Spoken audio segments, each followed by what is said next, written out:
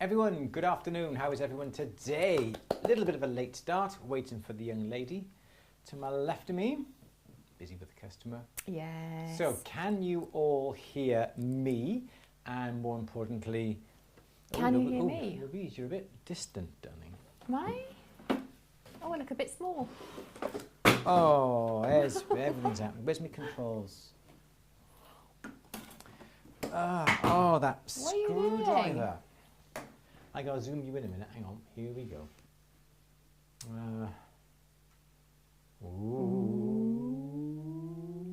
You've got all the bits and pieces. There we go. Sorry, guys. To do that to you. There's the lovely Louise. Good, good, good. How's everyone doing? Can you all hear me? That is the most important thing. I still haven't got my monitor, so I've got a really old Samsung notebook by the side of me. See, so I can. You can see what's happening. I can see what's happening. Like. You don't really need the monitor, then, do you? Which one? The one that's normally there. Oh, I do, because that's by there, and I can look down. But as it is now, it's too small, Louise. I can't see. Oh heck! What have you done? I got an advert on the right. Oh, Louise, I don't know. Give it to me, darling. I'll sort it out. I don't know what's happened here. What have you done? See more. Why that? I got an advert on my close chat. It. Oh no! Just close it. Give it here. I'll give that to you. Thank you, darling. All right.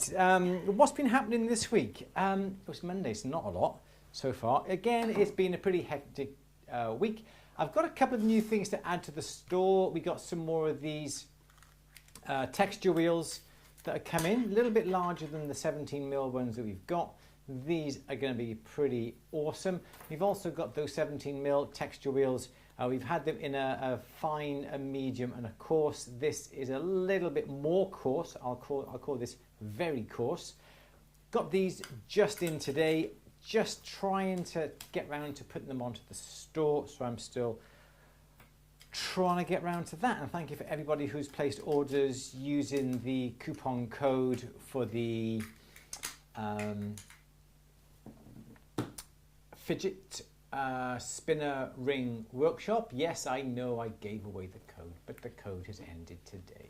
It's just out of sync now. I would just abandon that, darling. If I really? Yeah. You don't want me to look at the questions, do you? That's the thing. You don't do them properly. You don't follow the order. It's anarchy and chaos when you look at the questions. Anarchy, oh, anarchy and chaos. That's why the monitor met an unfortunate end.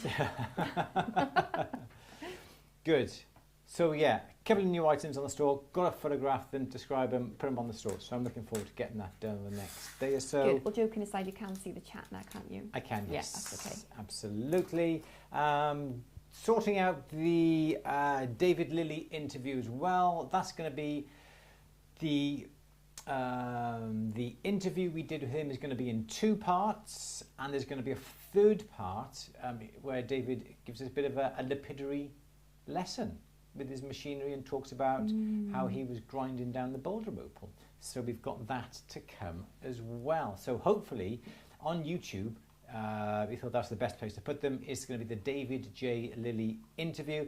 It's around about 40 minutes in total, 45 minutes in total. So good, so amazing. We did have a little bit of a problem with the microphone. It was a little bit too close to David's mouth, and it peaked quite a bit. So we've done our best with the sound. We tried to reduce that a little bit, but it's not brilliant.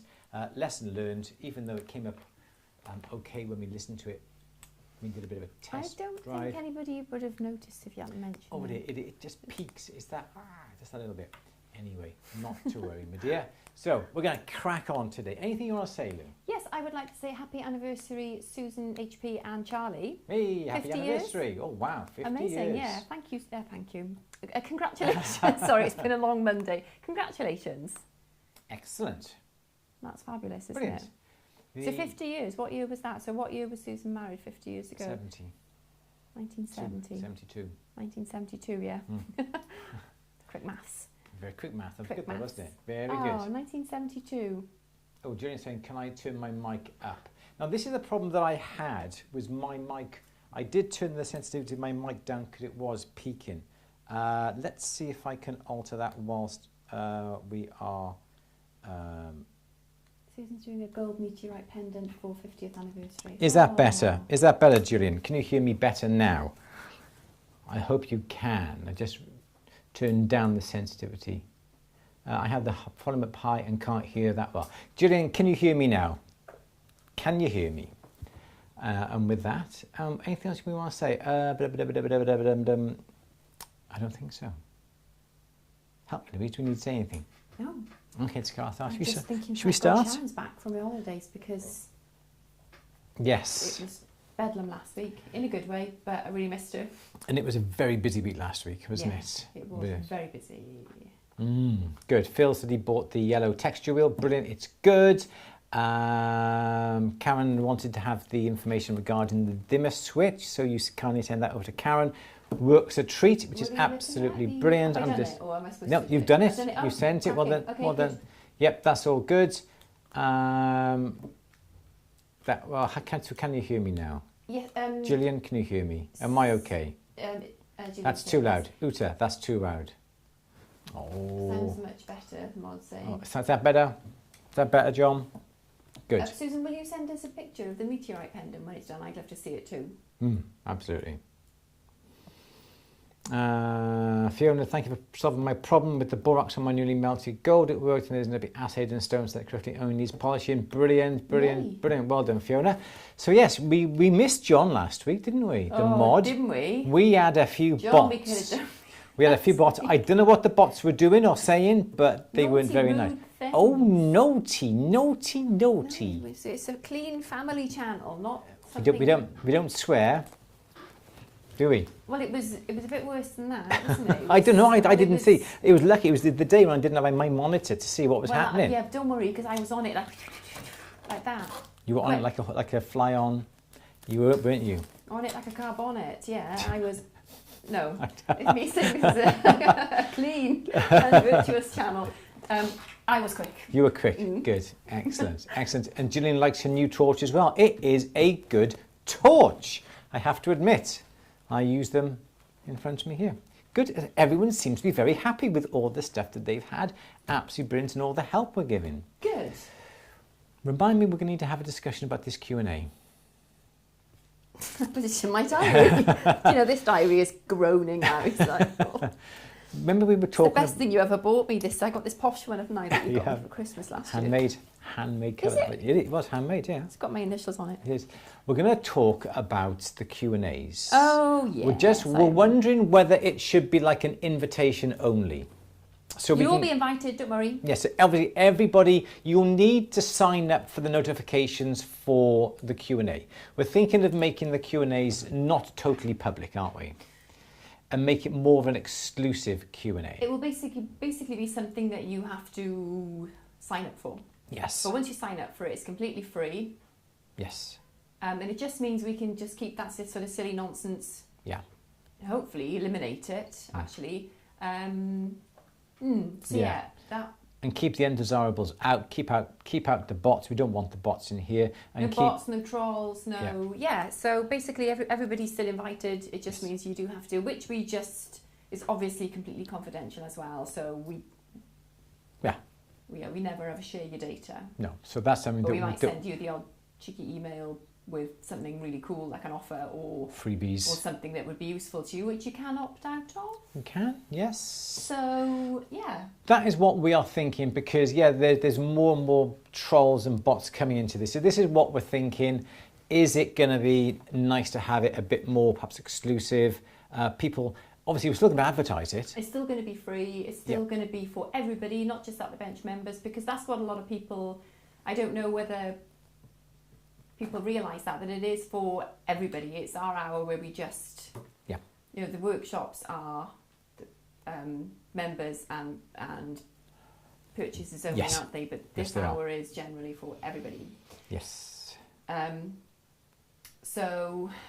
Yeah, we're just thinking, obviously, we're still going to advertise the channel, still going to advertise the Q&As, but to get onto the Q&As, you have to... Susan's not sure. You have to Susan, I've got your email address anyway. I email you all the time. We're just going to have it sort of... perhaps on the Sunday night, you'll get an email with a link to the Q&As. Everybody who signs up will get it doesn't go via automatically. It doesn't go via YouTube. Basically, we send you a link, as you say, to this private link. It's only us who's got your email address and not YouTube or anybody else, and that is held securely. Yes, we're just trying to limit what we got, and perhaps we can just have a bit more exclusive content. Sorry, I should have made that clear, Susan. Yeah. So, basically, that's what I said. So what we're thinking, put it in the chat. I'll keep looking every now and again, see what you think, and let us know what you think. But everybody's in anyway, but we still still need to opt in to receive the email to the Q&As. Yes. Absolutely. Once you've opted in, would you just get the link every week? Every week. You opt in once, and then we send you the link. It would be automated. Can you opt into that, but not opt into anything else? You can put tags on this opt-in. So you could say, yes, I want the link to the Q&A, but I don't want to know about your special offers, and I don't want to know about the link, the discount codes and all the fabulous stuff you're going to potentially share. But I don't want to know about that, and that's your decision. The link is purely going to be YouTube, nothing else. Yes. John, you're not out of a job. We still need you. I'm sure there will be still some naughty. We still need order and decorum. All right, should we start? Susan, will there be public access to past videos? No. You would still have to... It would only be at people who... subscribe to the channel. We'll have to work that one out. Yeah, this is why I want to have a chat with Louise. It's still a thought. It's still a germ of an idea, isn't it, really? So perhaps we shouldn't have mentioned it until we... No, but it's nice to see people think, well, yeah, I don't want that, I want that, or I just want to be able to come on same place every week and just come on to it. We're not sure. We're just purely thinking about it. We wanted to gauge a reaction. People seem to like that idea. It's ways to make it... I don't want to say safe, because it's safe, isn't it? It's ways to make it... basically stop these nuisance bots. Yeah. Yeah.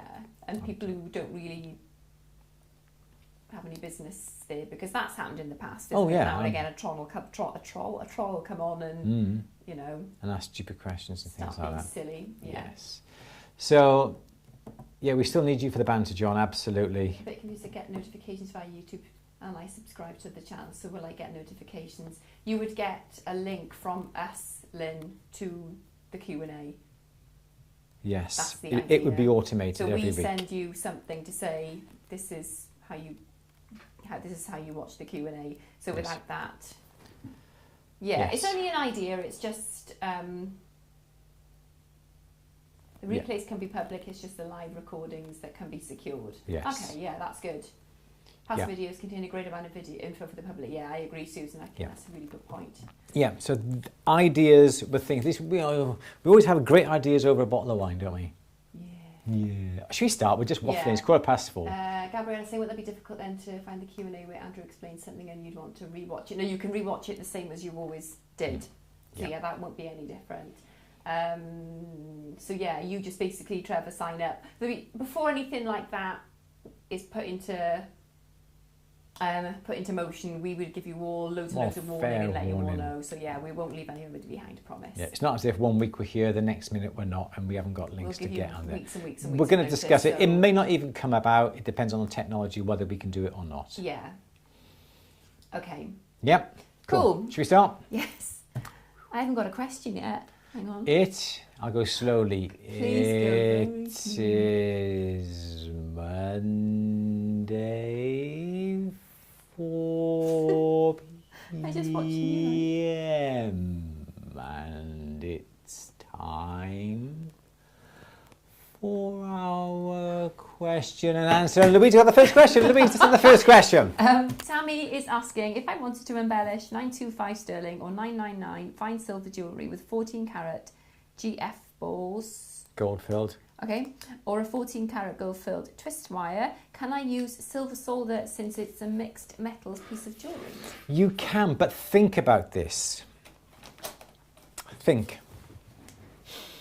Depending what you're going to be doing, for argument's sake, say you've got a surface that is silver, and you've got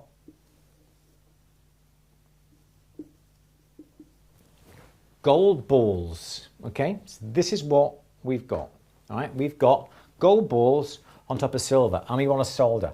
Now, you've got to think about what's going to happen. Do I use silver solder? Do I use gold solder? So, for argument's sake, what's going to happen here? This is going to heat up quicker than this. Why? Because it's smaller. It's going to get up to temperature faster than the silver. All right, think about that. So that's in your head. That's going to get hotter quicker than this, right? What would happen if you put a bit of silver solder in here? With your flux, you heat it up. What's going to happen? This is going to heat up quicker than this, so the solder always goes towards the hottest area, the hottest place. So that silver is going to flow onto the gold ball. All right? Which means that you now have to get that silver solder that is spread up all over onto this ball. You have to get that silver off to make it gold again. You okay then? All right, but what if you heated down here in this direction and allowed then your heat to transfer from here onto the gold ball? Your silver solder is not going to flow onto the gold ball. It's going to flow down here, and then as the gold ball gets up to temperature, then the silver solder will flow. That all sounds good. So if you did it this way and use silver solder, make sure that the bigger area gets to temperature first, then the heat flows to the smaller temperature, so the silver solder will flow towards the heat. Remember that, okay? What happens if we add a bit of, I should be using things like colours, I haven't got my red, here we go. Let's add a bit of gold solder here. Okay, that's your gold solder. Now, you heat from up here. What's going to happen? This gold ball is going to heat up quicker than the silver. So the gold solder is going to flow on the gold ball. It's also going to flow onto the silver when this gets to temperature, but initially the gold solder has flowed onto the gold ball. I don't have a problem with that because gold ball, gold solder, not going to notice. All right? This is a very long answer to a very short question, actually. I add some silver solder. I don't have blue. I had some silver solder down here. I heat it from below. It's fine. It doesn't matter. This is all going to heat up. The metal gets up to temperature, transfers to the gold. The silver solder will flow down here. The silver solder will not then flow onto the gold because the solder likes to flow towards the heat. So what am I trying to say? You've got to watch where you're heating, what's heating up. If you're using silver solder, try and make sure that the main body gets to temperature first, then the heat will transfer to the small part and the silver solder will not flow all over the gold ball because the solder will like just to stay in this area here. But if there's no way you can do that and you've got to heat from this area, from the outside, and your little embellishments are going to heat up quicker than the main, well then you're going to have to use gold. That was it. That was the answer in a nutshell, but I wanted to show you and describe it just to show you exactly how that was going to work. I hope that makes sense. So it depends upon your heating up, your soldering, your torch control. Is it small flame? Is it a big flame? Where's the solder going to flow first? Think about it. Gold solder if you're heating from above, silver solder if you're heating down from underneath. Lou, let's have another question. Okay, Louise is saying, I'm heading to New York, USA in a few weeks. Are there any places, jewellery places like the Jewellery Quarter, tool stores I should visit? We don't know. We don't know, we've never been. We were supposed to go 2 years ago to the MJSA, but we didn't. Can anybody help Louise, please, and let her know? And let us know as well. Yeah, let us know because as well. I would love to take Louise there for a nice long weekend. Well, I won't be looking at the jewellery tool shop. You do, particularly. I'm just saying that now. What? Why you are, Louise? No, you've got to go. Yeah, I'll be going. I just won't be going there. Just let us know. Let us know. Louise, Okay. let's have another question. Phyllis saying, hope you're feeling much better. Oh, thank you, yes. Oh, Susan HP saying that Diamond District is interesting, but you will not find many real deals in New York City. Okay. Okay. Amco is saying, Andrew, I was wondering about your latest film. Instead of making your centering die bigger, could you use a doming punch of the right size? Yes. I don't have either though. Now, somebody did, I'm not quite sure if it was you, Anko, but someone did mention it. It may have been you. I don't know. I'm sorry. I didn't have my glasses on at the time. But yes, somebody did say, can you use a ball punch? And do you know what? I don't have the disc to hand. The washer I punched out because that is now being turned into a pendant. But let's have a look. So I've got it got everything by here. So I wanted to use a 32mm. Bingo, look at that. So that's the 32mm hole. This is my punch, and yes, that would have fitted in there nice and snug, and you're quite right. The ball here then would have centered that washer in with this, or with it? A slight movement, so perhaps I still would have had to wrap something around that. Yeah, there is a little bit of movement in this. There is a bit of movement, so perhaps, yeah. I think providing, now this is the thing, Durston disc cutter, Durston punches, they seem to be right. They seem to be 20, oh, there's a 21mm, but we've only got a 22. That doesn't even fit in the 22. Yes, so I think, yes, you're quite right, Amco. Certain ones will fit, but not every one. What's that? 20? Yeah, they got 21, 23, but the disc cutter says 22. So yeah, you're quite right. I think certain ones are going to work. And I wish you'd told me about it earlier because I could have just got my 32mm in there, and yes, it would have worked. So yeah, well done for that. Yes, Lou, let's have another question. Stuart is asking, when is the best point to texture a ring band, e.g. with a hammer, piercing saw, ball burr, etc.? Is it before you form and solder the ring, or once it has been soldered, cleaned and polished? Depends on the texture that you're going to be putting on. So if you are going to be hammering, the hammering is going to increase the size of the band. So if you've made the band to size already, hammering it is going to make the ring bigger. If you have made the ring up perhaps a size smaller than what you need, hammering is going to be good because that will basically stretch the ring. And also, what you got to think about is when it comes to hammering, if you finish the ring, polish it, then start to hammer with a ball peen hammer with a nice shiny end, polish it up, then you can go over the band and hammer it. The problem that you've got is that if your ball peen end is not shiny, you're going to have to go over the ring to polish it. And by polishing it, you're going to be removing all the little high spots where you've banged, where you've banged the hammer into all these areas here. You're going to remove the crisp and the detail. So if you're applying a texture with a ball burr or any sort of equipment that is not physically hitting the surface, you can do it either before you've made the ring up or after you've made the ring up. Don't forget that sometimes a texture is easy to put on when it's flat. Sometimes it's easier to put on when the ring has been made. If you put it on when it's flat and you make the ring up into a band, where the join is, the pattern isn't going to match. So think about that as well. Sure, you can go over with a ball burr just to go over the area that's been joined to disguise the joint. So it depends. Also, you can use a cross peen hammer and cut and bash across the ring. But again, anything that basically strikes and forces the ring is going to increase the size. So make the ring smaller beforehand, then hammer it and keep hammering it until you've made the ring bigger. And I say a size. We're here in the UK. Our sizes are about half your sizes in America.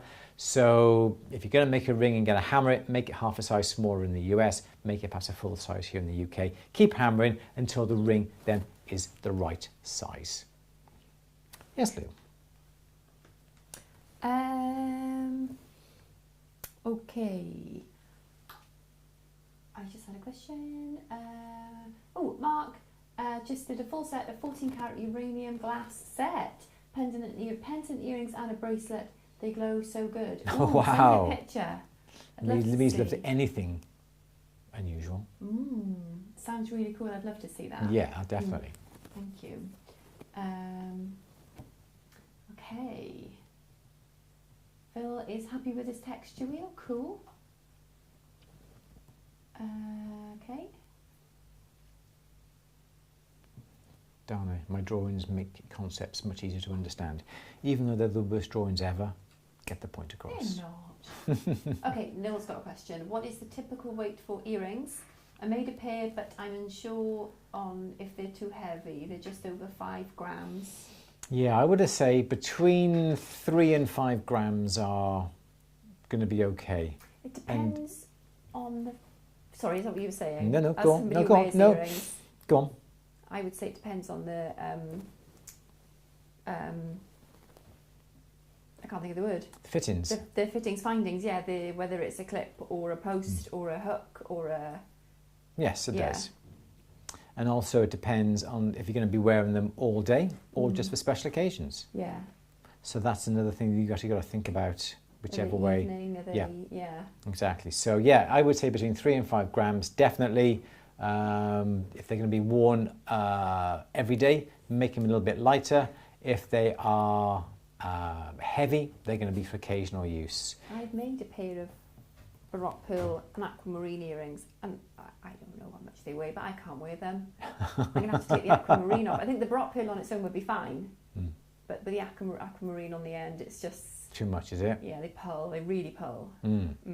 So yeah, so occasional use, heavy, lightweight, all day. Or if they're heavy, maybe put a clip. Because I've got heavy earrings which are clip, but then clips aren't always that comfortable. No, you can have a post and clip. But I've got some fabulous clips, so I just wear them anyway, even if they're uncomfortable. I don't care. Good. Nice one. Let's have another question then, Lou. Okay. As the camera's still on you. Okay. Finishing, as long as it will still be free, going back to the Q&A being... Oh yeah, absolutely. Yeah, absolutely, yeah. Yeah, this is where we were chatting about making the Q&A a bit more exclusive when it's live. Beth, missed 3 weeks because of moving chores. Oh, we missed you too. Hope the move went okay. Diana's saying thermogel saved my bacon. Good. Made a hoop, stone set earrings and broke the hinge. Had to solder a new bit on and it worked. Yay! Well. Cool. Oh, I tell you what I have got to show you. In fact, I'll show you now. Actually. Okay. I'm going to show you. I had an email from Lynn, who sent me a picture of a spinning ring that she'd made a few weeks ago. I think it was before the workshop. Oh, I'm quiet apparently. Do you want to alter your sensitivity? Can you talk louder? No. Keep going. Okay, can you hear me now? Oh, I can't. Can you hear me? There we go. There we are. Right, so this is Lynn's spinner ring. Let me know if that's better on Louise's Okay. mic, please. What? Someone did comment, didn't they? Yes, but everyone knows that's the quickest way. If I said, don't press the button yet, Andrew, I'm not ready, you will have already pressed it. So I got a da-da-da-da-da-da. Everyone knows that's the quickest way to stop somebody in their tracks. Or if it's a child and you want them to stop talking, that. Oh, okay. All right, I'm ready actually. Well, in a minute, hang on. No, you're not. I'm ready now. I'm ready now. You ready now? Right, I am ready now. You sure? Please show. Yes. There. Look at that. That's cool. So, Lynn made her first spinner ring a few weeks ago. Watched the workshop to get some confirmation that she'd done things right. I mean, she obviously did. She made a beautiful spinner ring. Happy to report that she did. Excellent. And she knew. Well, we can see everything went right. So Lynn's band is a bit thicker. Starting thickness was 1.3 mil. Yep. Used a doming set to flare it. Hammered the texture with Fret's raw silk hammer, and I put a stone on a ring made with D-profile wire. Lynn wanted both spinners to lie flat on the band, and Lynn cannot wait to see how to resize a spinner ring. Andrew Berry. I've done it. I was polishing up the rings earlier. I'm going to be recording that hopefully now tomorrow. It has been a little bit slower getting that out. Do apologise. Obviously, it was my dad's birthday last week. It wasn't last week, the week before, wasn't it? But we had to catch up then on everything that we'd done. So yeah, yes. All the spinner rings have been and polished. We had no Sharon, so... Sorry, we had no Sharon last week as well. So we were all in the shop, basically. But we got polished up rings. We're going to be doing it this week. And fingers crossed, if I can just work a couple of evenings, Louise, I can get it done. Okay, I will allow it. But how lush is it? And it is really cool, that, look, isn't it? The citrine as well is just so juicy, isn't it? Look at that. It's almost like what they call jelly bean. Remember those hard not wine gums? What were the hard like little round? Sweets. They were like a jelly, but they had like four little bumps on the top of them. You used to get them It is though. It's just lovely. Nice. Gorgeous, lovely colour, lovely work. I love superb. I love the texture on the band. I love the granulation on the spinner. I just think everything about it is beautiful. It is lovely. Very good. Love it. I'm too loud now. Are you too loud now? I'm too loud. Should I just talk a bit quieter? No, you're fine. Okay, cool. Yeah, so that's what I had to show you this week. Let's turn your mic down a bit, and I'll turn you up on the. Good. Okay. If you're making more the same. Fruit gums. Yes. Floral fruit gums. Oh, remember floral gums? I love them. Fruit gums. Pips. Oh, you're making me hungry now, guys. Midget Gems. There, stored. How far did we get with questions? Yeah, well done, Lynn. It's gorgeous. Yes. Are we there we all go. right? Yes. Good. Okay. Right. How do I sound now? If you're too loud, I'll just turn you back down again. Shall I read you another question? Please, Louise. In the meantime? Yes. Okay. Fruit gums. Do they still sell fruit gums? Yes. Do they? Yes. Not wine gums? Fruit gums in the tube. Fruit gums. They were in like the tube. in a silver wrapper, weren't they? Came in a tube or a box in the 80s. They really took They your stuck fillings to your out. teeth. Oof. Yeah, that's why I broke my tooth. Really? I got a chip. Okay. That's another story. Noel is saying, Okay, what's a good way to set a circular pendant with no backing? I made some small glass discs and the light coming through them looks quite nice compared to backing them in a bezel. I managed to create a circle out of sterling that has enough tension to hold the disc without wiggling and falling out, but I've had a difficult time recreating such a snug fit. Repeat the first bit again. What's a good way to set a circular pendant with no backing? Okay, sure. Okay. John's been working hard there. Well done, John. You need to set it upon a ledge. So your best bet is there's two things that you can do. You can buy what's called bearing wire, and the cross section looks like that. It's a bit of an exaggeration. It's never that thick, is it? It's always very, very, very thin. So that's the cross section. Okay, so you make up a bezel like that. So you make up the bezel.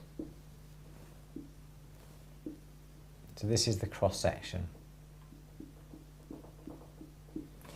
That's the cross section. So if you do that, you can then turn this and make the bottom bit shallower. You can put your disc or whatever your disc is in here. So this is your solid disc. And then you can just remove it off the top and you can burnish that over. Yeah, like that. So that would be burnished in, and now you've got no backing. You've got a little bit backing because obviously the pendant has to rest on a little ledge. You could even remove that a little bit more. So that would be the cross section and that the pendant would sit on. So you can either do that or make up a bezel. So here is your bezel. Then what you want to do is perhaps get another ring, another round wire ring, a round section, and solder it into the bottom here. So again, you've got the bezel wall that's like this. There's the section here. You solder that into position. So then your pendant, or your disc, then would sit on the ring, and that ring gets soldered in as well. There's that. There's another way that you can do it, and that is simply by, here is your bezel again. And you need to, again, it's all about making sure that the circular disc, or whatever it is, sits on something. So if you've got a graver, this is upside down now, you get a graver to push in from this angle here, and that would raise a little grain that sticks up like that. And you do that in little places all the way around. So you've made a little bit of a groove like that, and you've got a bit of metal that is like just pulled up.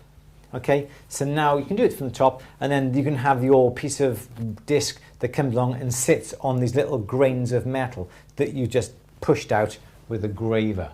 Several ways to do it. My torches are in the way by there. So there's several ways you can do that.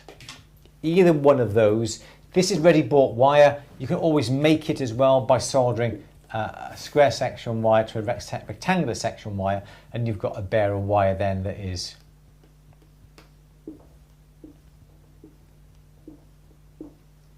that. And that's your bare wire, and that'll go on, and you turn that round, the metal sits on the ledge. Best way. Good. Thank you, Lou. Okay. Tanya's got a question. Yep. What's a good project I could do using hammers, please? Not tried that before. What hammer have you got? Do you have something like this one here that is like a ball peen hammer? Okay. Or do you have one that is a bit more of like a chiseled point on the ends? Because either way, you're going to be able to texture metal. It's what project for using a hammer. Yep. Yeah. Okay, the easiest thing to do would be to cut out a shape, punch out a shape. Christmas decky. Texture a Christmas decky. Texture, yeah, okay. Yeah. Anything. Because you can go mad with the textures then, can't you? And just try out lots of different things. Christmas tree. You could do a star. You could do just pierce out Christmassy shapes. Yeah. And try and get a relevant texture on it. And the relevant textures would be using a cross pane hammer. Because if you have a Christmas tree that looks like that. Tanya's got all of them.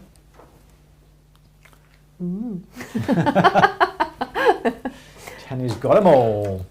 That's good. So there's your Christmas tree. All right. Right. Cross pane hammer. Do an imaginary line down here. And then cross pane hammer, hammer in this direction. Yep. So that the hammer is hitting and making these marks.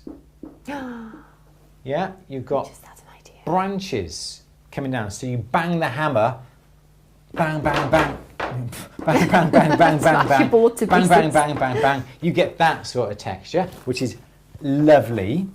You want to do another texture regarding a star. Okay. That's a pentagram. Oh, my stomach. Sorry. Again, you can do the same sort of thing. You could have a point in the middle and then have all your bam, bam, bam, bam, bam, bam, bam. Facet it like that. almost, couldn't you? Yes, Yeah, and do something like that all the way around. That would look cool. Yeah, or start from the outside here and go bam, bam, bam, bam, bam, bam towards the middle. You could do it like a little angel, and you could do like a satiny texture on the skirt, and then like that texture on the wings, couldn't you? You could. You want me to draw an angel now, don't you? Go on then.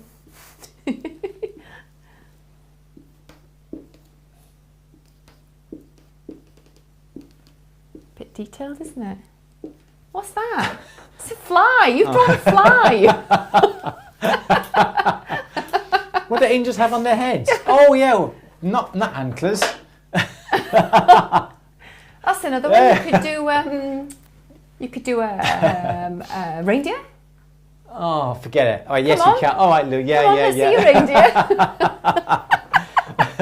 reindeer. Yes. So do you get the general gist of the idea? Yeah, you could practice lots of different textures. Different textures, ball pen, round disc, bashing it with the ball pen, gets those dots, looks like bubbles. Clouds, cloud effect, cut out a cloud, bang, bang, bang, bang. Think about the external, think about the shape. Round bulbous shapes lend themselves to round-ended hammers. Angular shapes, stars, what we've done there. Angle, angle, angle, bang, bang, bang, bang, bang, to get that texture going there as well. And Louise is off. And you could have... Holly. Father Christmas. Yeah, okay. So you get the general gist of the idea. Beard. Yeah. Okay. Next question.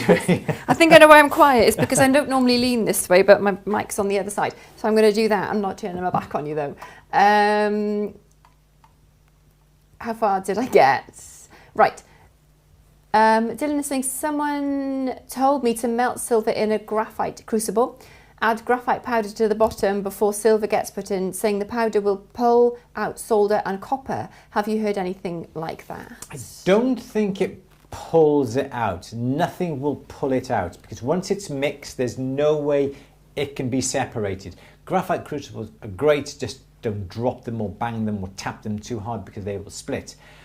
Don't need flux in a graphite crucible at all because you use like a graphite rod to stir it, which is what you can do. I don't think that there's any benefit of putting things in the bottom of it. It's not going to draw out solder. It's going to basically help remove things like springs from the clasps and little bits of metal that shouldn't be in there, as in steel. If there's alloys in there, the alloys are going to stay in there. If there's anything else, if there's going to be solder, because solder is an alloy, it's not going to be separated. It's not going to be reclaimed or anything like that. It's going to assist it melting down. Steel, springs, if you swish it around in a normal crucible, not a graphite one, but a ceramic one, and you coated it with flux, that excess will be brought out, and that's what happens. The gold does not want to have anything that isn't an alloy or a metal inside it, so it'll always try and push it out. You have things, for instance, like ashes. People try and sprinkle ashes in gold, thinking it'll stay in the gold. The gold gets rid of it. The gold is denser than what gets put in. It pushes it out. You have things like springs from clasps. They are small. The gold pushes it out into the crucible. So yes, please do, use graphite crucibles, but don't expect the powdered graphite to work miracles and remove anything, to be honest. Let's have another question. Heather is saying, I loved the spinner ring workshop replay. I couldn't watch live, but have flared spin ring and need to reduce in size for a friend, Andrew. Is this available yet? Nope. Or could you give a quick explanation, please? Or can you just pull your finger out and get it published? I will do it by the end of the week. Okay, Heather, it's on its way. Sorry, lovely. Heather, not you. Okay. It is on its way. I will nag him. Everyone's saying I'm quiet. Can you hear me now? I think it's because I was turned away from my mic. I'm sorry. I've turned you up on here, so you should be a bit louder on here now. Yeah? You should be louder? I'm okay now. What? Diane's saying, now always make my friends a Christmas gift. Now I'm thinking of new ideas. You could do holly with red beads. Mistletoe with moonstone beads. Oh. Okay. Come on, where we go? So yeah, you need to do that. Resizing the spinner ring workshop. Well, add-on, not workshop. Yes. Okay, I'm going to sit like this. Okay, questions. To the side of your jacket then. I could, but then I can't. Flip upside down. Flip upside down. Now put it onto your jacket. It's on the inside of my jacket then, though. No, it's not. It should be on the outside of your jacket. I haven't got a lapel. This is the problem. Look, it goes one way. I don't have a lapel.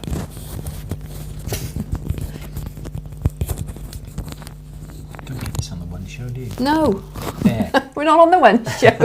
No, what's wrong with that? Okay, thank you. Actually, I'm a bit hot. I'm going to take my jacket off. I'm joking. I'll keep it on. I bought some half-drilled beads to put on posts. How the heck do I get the glue into those tiny holes? Piercing saw blade. Next. Yeah, it's a very simple one. Pile of glue, old piercing saw blades, dunk the piercing saw blade into the glue, then get your hole that's in your bead and just put the blade in there, and the bit then will come off in the hole. Or if you're using things like cup and peg, just put the glue on the end of the cup, and then when you put the bead on, there'll be enough glue on the peg to come down, and it should squirt out into the cup like that, which should work. Yes, Lou. Next question.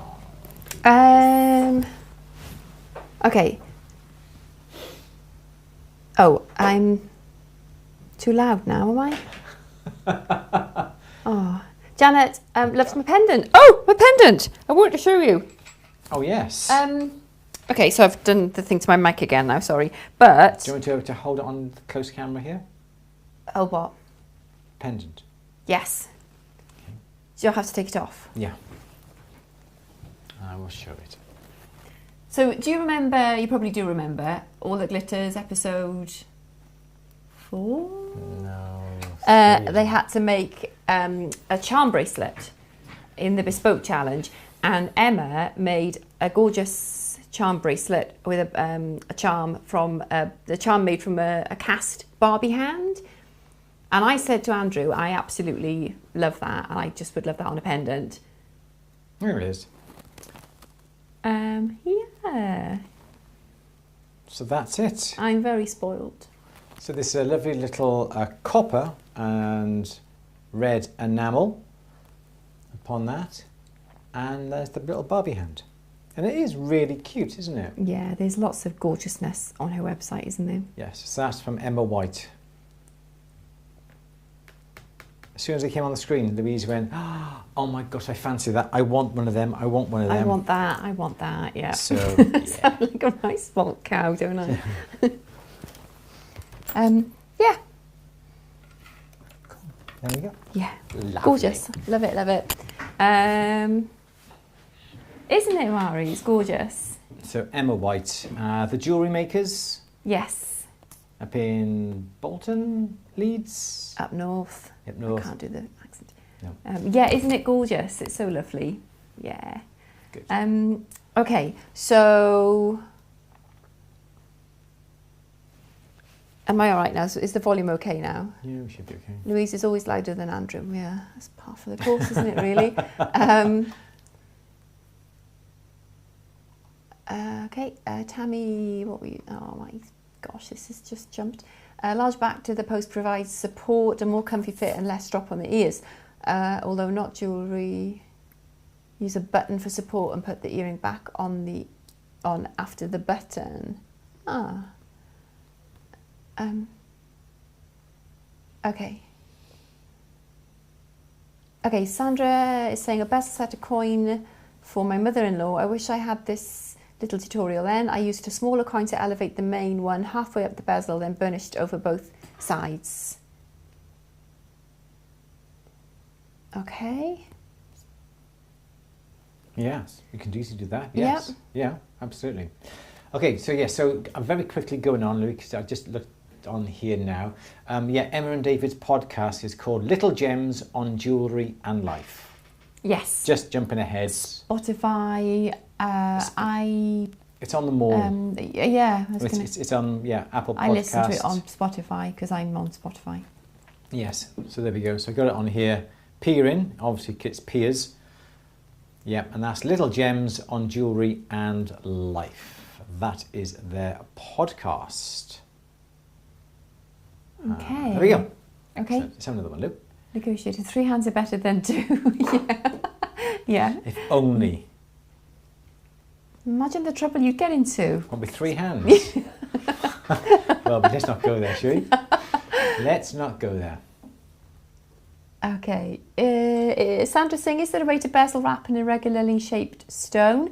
Open front and back. Just failed trying to do a little tumbled aquamarine chip. It kept popping out and it was hard to get the bezel size right.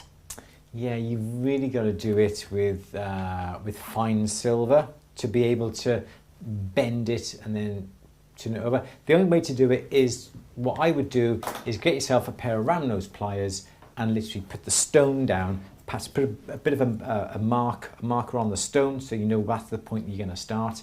Get the stone, then get your the bezel wire around those pliers, bend a curve, put that wire on top of the bezel. So here's your stone like this, okay? We're starting by here. I get my bit of metal and I bend it into that shape, okay? This bit, I make sure this curve fits here. I keep bending it, keep bending it, keep bending it, and then I'll bend it out here. And then I'll offer that up. I want to make sure then that fits in this area. I've got a big long curve here, so then I would get that and give a bit of a bigger long curve like that. I bring this into place and I would do it bit by bit, curve by curve. So when I offer this up to the stone, it fits absolutely perfectly. You can always come along and hold it by here and get it and bend it around, but obviously silver has a memory, so when you let go, it'll open a bit. But if you do it a little bit at a time, come round, come round, come round, come round, come round, and then when you come back around to the end here, when you put it over the stone, it should just touch and hug the stone. Then you can mark it, then you can cut it, then you can solder it, knowing that that shape is going to be perfect. Let's have another question. Okay.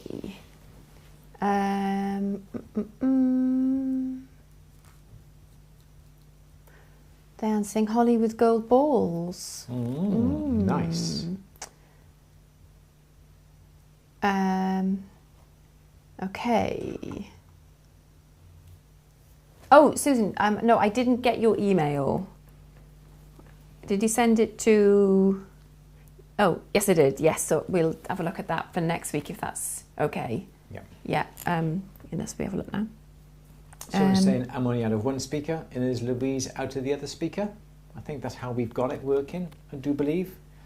Louise should be out of one, I'm out of the other. If not, just let us know. Ooh, hang on. No, I've got Susan's coin. Ooh. Hang on, let me see if I can rotate. Okay, you carry on doing that. Gary's has just asked me, have I ever used a mini lathe?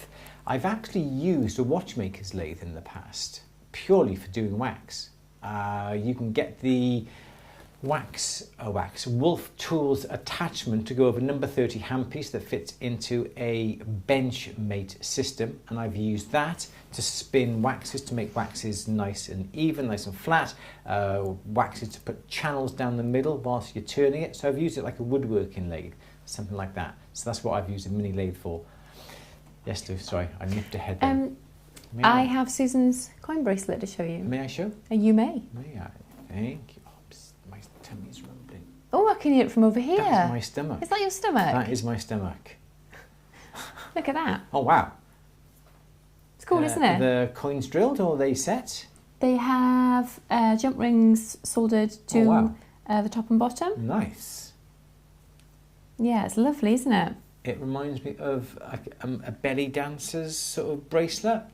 The sort of things they wear. Yeah. Not that I've ever seen a belly dancer. Haven't you? No. But I've seen carry-on films and they wear them, things like that. Andrew. When my dad used to watch the carry-on films. God, Come on. Right. I used to love an old carry-on film when I was young. Anyway, do you want a question? Yes, I love a question. Yes, please. Carry on. Right, Phil is saying, can you recommend the right kind of overhead light for a workbench and possibly where to get one? Yeah, we use Durston's lights. I don't have one to hand, but Durston do two. They do, I think I reviewed them here on YouTube. They have done two. Don't get the round ones with a magnifying. Get the long rectangular ones. They're sort of either one. One's more expensive than the other. There is one, and the shape is very much like that, looking down on top of it, okay? And there's a thing that comes off and it says Durston Tools. It's that shape, And also there's a professional one that is more of a rectangular one. Totally recommend. We've got these in the workshops. We've got these, I think we've got 3 of them downstairs. I think we've got 3 downstairs, the old ones. They're brilliant because you can alter the light into a cool light, warm light, and a warmer light, like a daylight, cool light. Yeah, there's 3 versions anyway. And you can also increase and decrease the brightness, which is brilliant. You can turn them off. When you turn them back on, they stay at the same level and intensity and colour as it was before you turned them off. Either one, fantastic. I totally recommend them. The only problem is, is that they will clamp onto a bench, not a problem. It won't necessarily clamp onto a bench with a rail on the side, and there's no way to screw the clamp onto the side either. So what you may have to do is put a bit of wood on the inside. Really can't see. A bit of wood on the inside, so when it clamps over securely. Yes, you were going to say? I was going to say, because what can be confusing is the concept daylight bulb or daylight lamp. Some people think that's a lamp to use in daylight. Yes. But that's not the case. It is the colour. Yes. So it's not to use in the day, and then you turn it off into another setting in the night. No. It just produces a light which is the same Kelvin as daylight.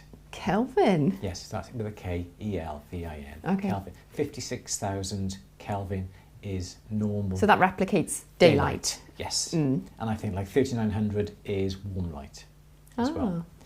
Because somebody, well done, John. Somebody tell me, yes, please send me your angel and I will happily share it. Yeah, because I think everybody wants to see it, including me. Where did I see? Somebody asked about light. Where is it? Sorry, where are you? I was right. 5,400 Kelvin. Okay, yeah, I think we need to just to squash this, don't we? Yeah, I think. I couldn't think of the word then. Quash, squash, whatever. Same thing, isn't it? Sorry, somebody asked about light. Where did I see it? I think it was Gary. Yeah. Where's that gone? Somebody asked about light.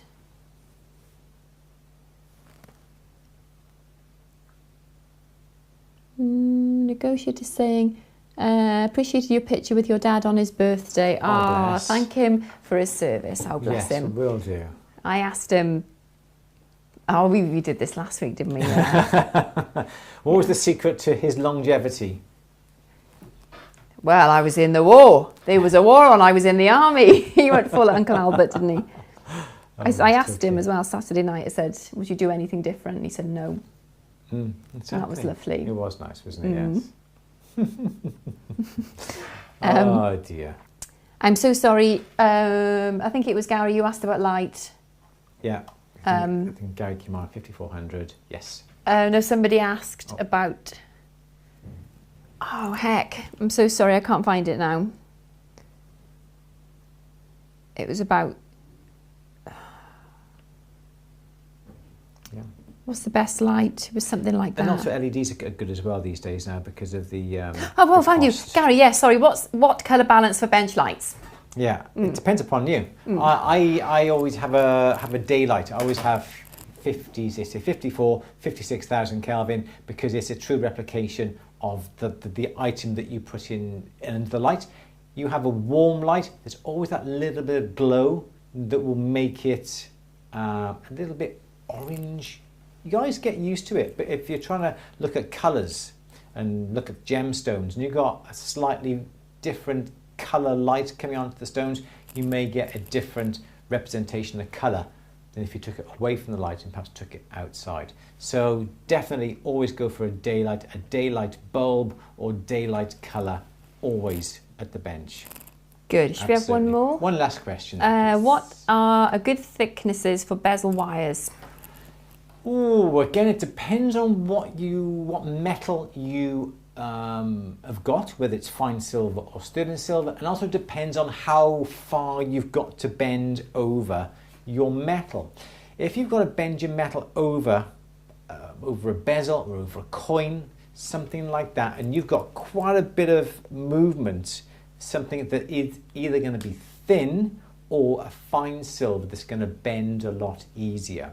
If you've only got to move it a fraction, you can have it nice and thick. Remember, the thicker the wire, the harder you're going to have to, the harder you're going to have to burnish it or use the hammer handpiece. I would use minimum 1/3 of a millimetre. 1/2 a millimetre is going to be a nice thickness, but it will take a little bit more burnishing over, or a little bit of a punch and a hammer, or a hammer handpiece. I turned your mic off, you okay? Yeah. So that's what I would certainly do. That was a nice, quick and easy. Give me another one, Lou. Last one. Kiss another one. Kiss another one. Go on.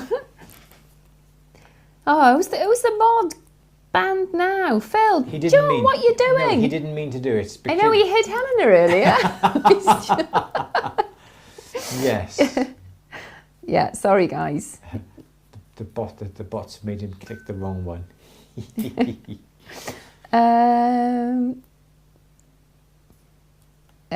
Sandra's saying, what do you call that setting again that Tamara Gomez did on All the Glitters season 1? The one where she pressed the stone into the molten gold. It's very controversial, this type of setting, isn't it? I would never personally use diamonds that I couldn't replace or afford to replace, because something could happen, couldn't it? Well, if there's a feather or a fracture in the diamond, yes, and you stick it in molten metal, yes, that could end the stone, couldn't it? Yeah. This is why we only ever really use scrap stones or cheap stones that we haven't really spent a fortune on, because things can go wrong. I think another thing that what Tamara did as well, she she did the princess, didn't she? That's a bit of a shallow box, but she had the edge that goes round like that. And what she did, she set the stone into it and then set the stone lower. The stone then was down here, wasn't it? Yeah? So the stone was a lot lower. This is the stone, by the way, in case you wonder what this is. And what she did then, she melted this outside edge here. She melted this edge, which in theory is a lot better than putting it in molten gold, because you can direct your torch from this angle and you're only putting the heat onto here and not directly onto the stone. This is the safer way to do it, although they really didn't mind, did they? 'Cause if they broke the stone, they'd be insured and the Canadian Diamond Company would replace it, wouldn't they? Well, yeah, they would, but I'm sure she was fairly confident she was going to be able to do it. Totally, oh yeah. To be doing it on the telly. Yeah, absolutely. Yeah. But I suppose the thing is, they probably had information about those stones. And if anything was going to go wrong, which maybe we might not have access to if we just sourced a stone. Yes. So that's important as well, yeah. Yes, totally. But that's what I would do, something like that, and then I would put the torch from this side, not onto the stone, and then you can melt this top edge.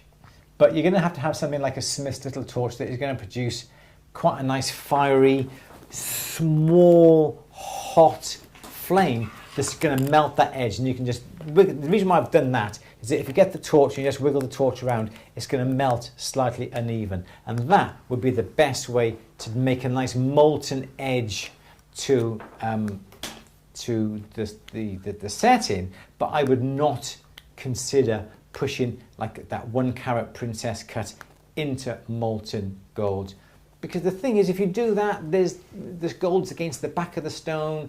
If the stone hasn't been cut correctly, you're not going to get the true brilliance, the true dispersion of light. There's no backing underneath to clean it should anything get stuck behind.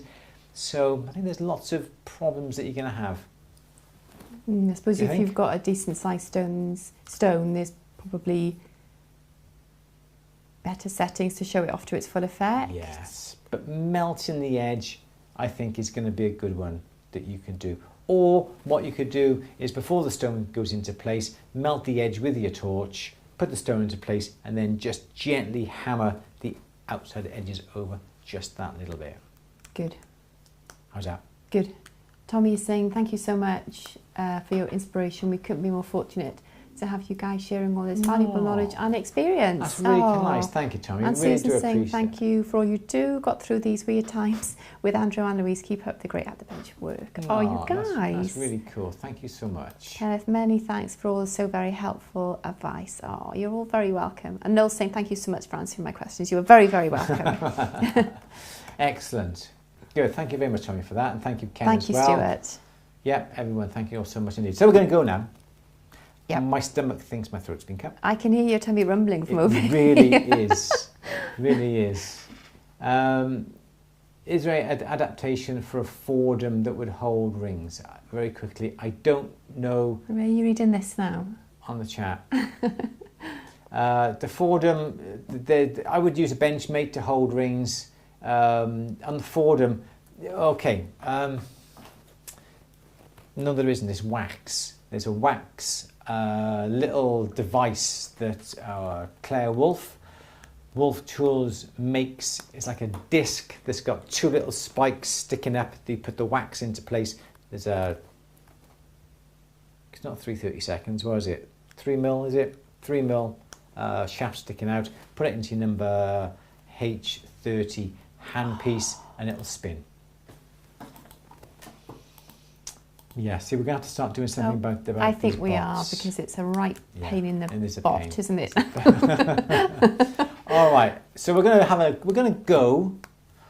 a nice tea. What tea are we having tonight? You got sausage and mash, darling, because there's all veggies that we didn't have yesterday for our Sunday dinner when we just had something else. Swede and potato mash. Onion gravy. Onion gravy. I'm having that. And we're having peas. Yep, there's some, there's all sorts there. And we're going to have sausages.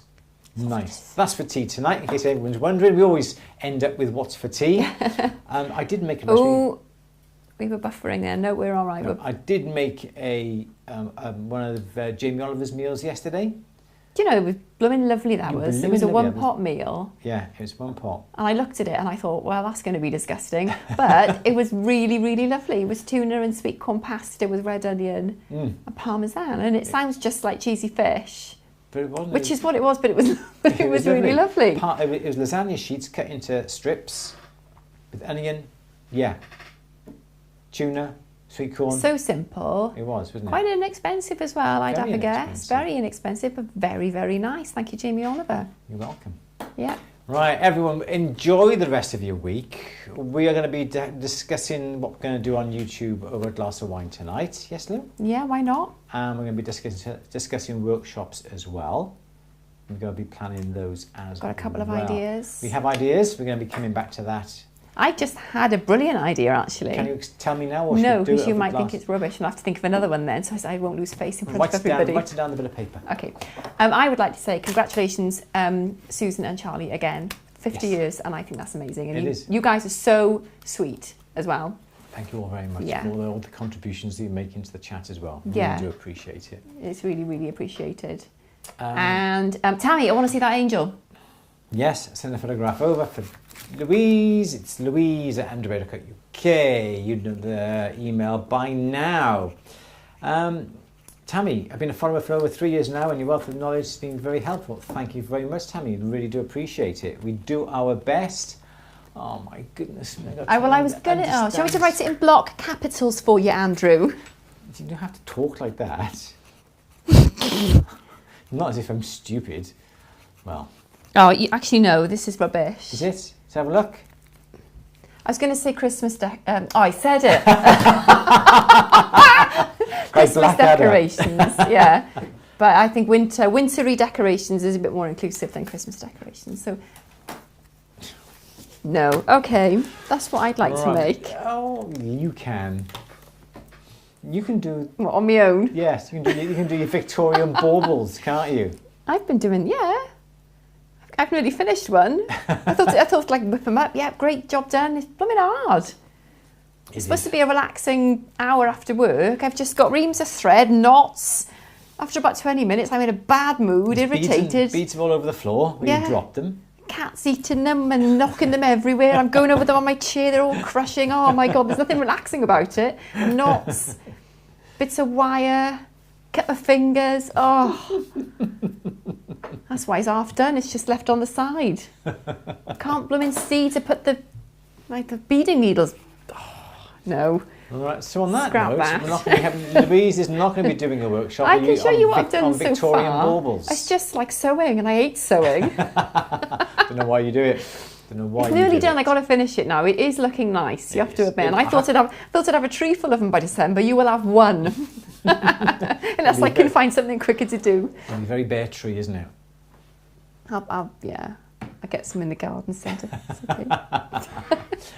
All right, let's go. So later on this week, you'll be getting 2 videos, 2 films on YouTube of the David Lilly interview, which is really insightful, really good. So that should be later this week. We're also going to be putting live the how to reduce your spinner ring. We're going to be adding that to the spinner ring workshop that we did 2 weeks ago. That'll be live at the end of this week as well, in addition to everything else that we're doing. So Louise, anything else you want to say before we go? I don't think so. Okay, so should we go? Yes. All right, everyone, enjoy the rest of your week. And we're going to have a lovely, nice, slightly more relaxing and chilled week because Sharon's back. Thank God. Thank goodness for that. And we will all see you next week. So it's goodbye from Louise. Goodbye. And goodbye from me, and we will see you all very shortly. Take care. Bye-bye.